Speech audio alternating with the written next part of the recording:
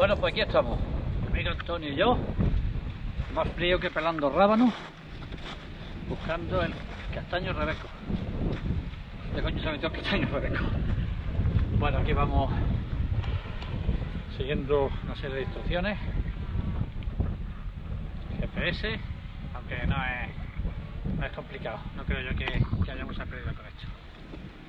Antonio está volando el dron, echa un poco de aire, yo he hecho algunas tomas y algunas fotos aéreas.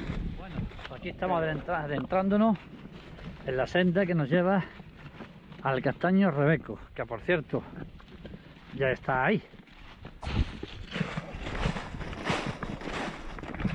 Total, 1,5 kilómetros, poco más o menos. Hemos tardado 3 horas en venir.